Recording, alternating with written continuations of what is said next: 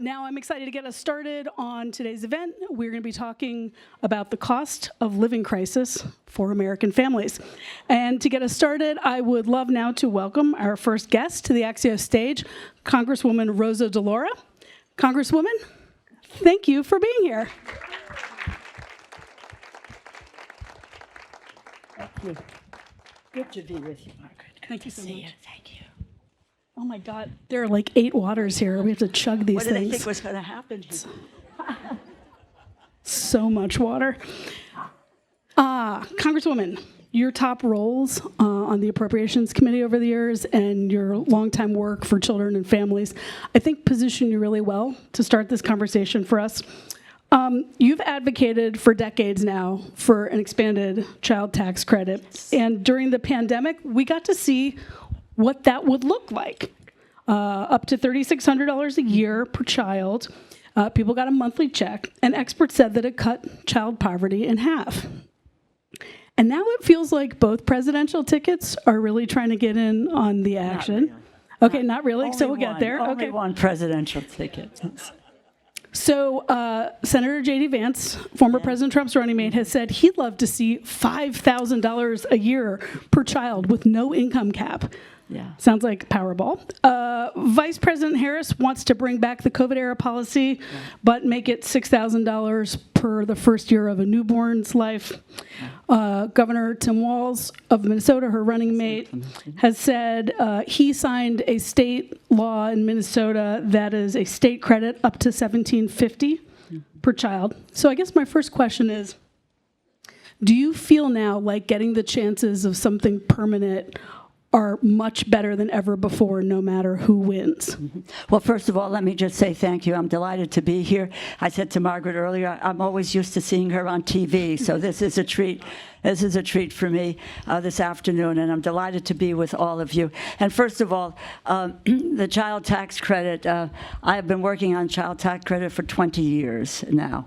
And for me, it's a question of you never give up and you never take no for an answer. So, and so terribly grateful to President Biden for including it in the American Rescue Plan. And it was for only a year, but I'll take that year, because what that year demonstrated, this was a federal program that worked the way it was supposed to. One of the most successful federal programs we've seen. It cut child poverty in half, as you have said. It lowered the hunger rate in the United States. It is $10 for every dollar of investment that you make in the child tax credit. And what did people do with that extra money? What they did is, not as some said that they went out and bought drugs or wouldn't work. What they did was they went and paid for childcare so that they could go to work. They went and bought groceries. They paid mortgages. They paid rent. They got school supplies for their kids, the essentials. Now, I heard what you said. First of all, sometimes you think you're the crazy aunt in the attic, talking about these things all these years. But now we are at the center of public discourse on a child tax credit. It is the flagship for the Democratic Party. And I would just say this to J.D. Vance. $5,000, okay. There is a bill in the Senate, United States Senate, sponsored by Sherrod Brown, Cory Booker, Warnock, and others, and Michael Bennet, the original, the bill, which talks about the expanded monthly child tax credit. He's not on it. And the last bill that failed in the Senate, though it wasn't a great bill, in my view, for the child tax credit. He didn't show up for a vote. So I don't know what he's talking about when he's talking about this $5,000. What does it mean? Who does it go to? I know precisely what Kamala Harris and Tim Walz are talking about, because it's a bill that has been in the House of Representatives. They take into consideration as the baby bonus, a child, that first year of life, which is so expensive for families, $6,000 a year, $500 a month, and they're going to make it happen. I just want to follow up. Are you saying that you don't believe Senator Vance that he supports the child tax credit? Oh my God! Listen, maybe there's an uncanny grasp of the obvious here, Margaret. I don't know. What do you think is the right, realistic amount that can pass Congress, be signed into a law, and be sustained without totally overturning? No, I understand what you're saying, but hear me out, please, and very, very seriously.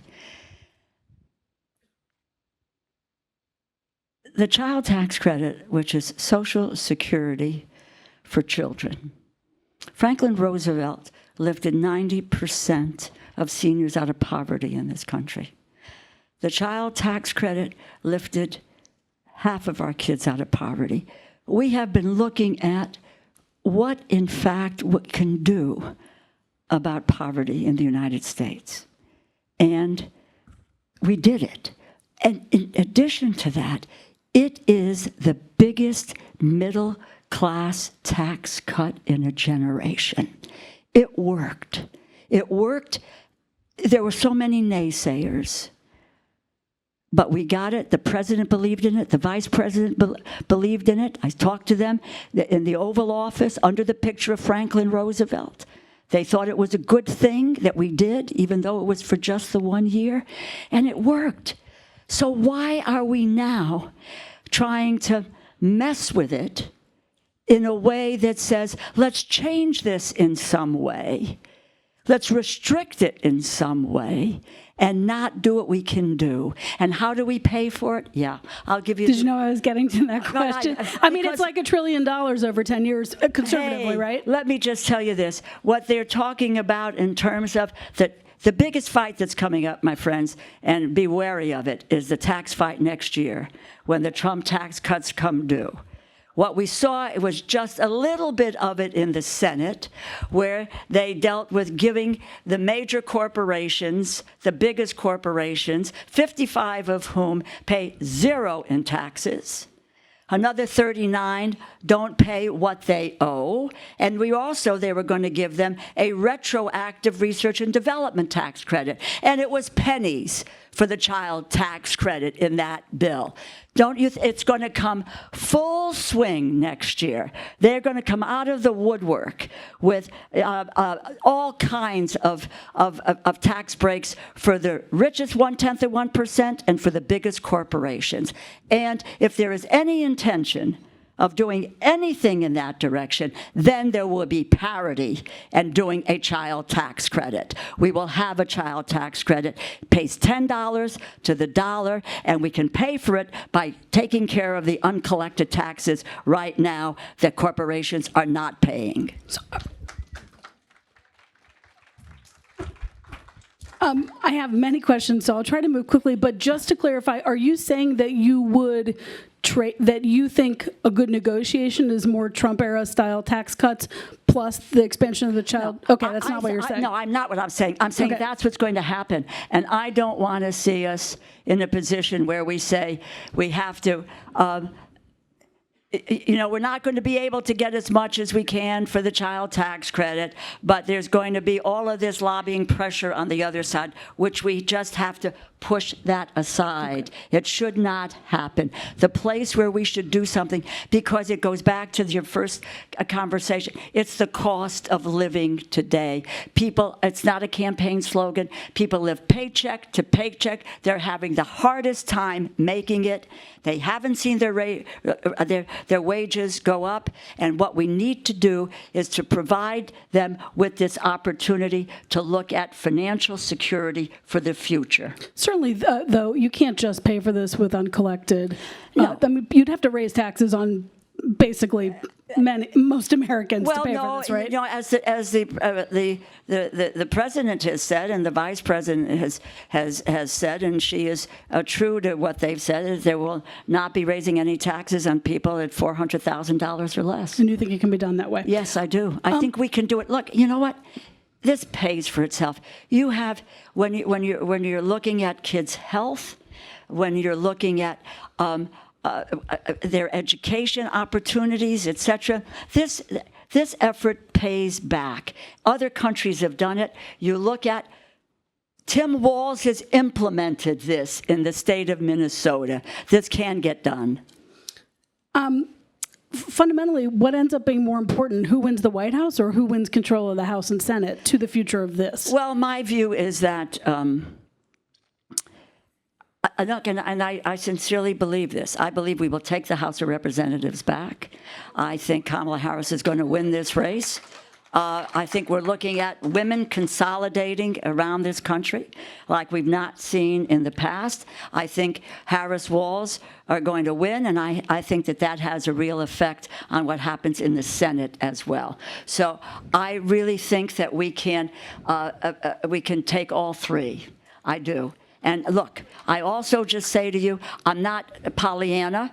I've spent a lot of time trying to get the votes out, looking at where the votes are, dealing with the strategy of all of this. But we are really looking at what is happening with a unification of our party, with a sense of enthusiasm and energy around the country as to what's happening. As I mentioned to you, the issue, women are, for whatever reasons, they're supporting Kamala Harris and Tim Walz. Men haven't moved that much, but women are going to win this election for Harris and Walz. And I think then we have a chance.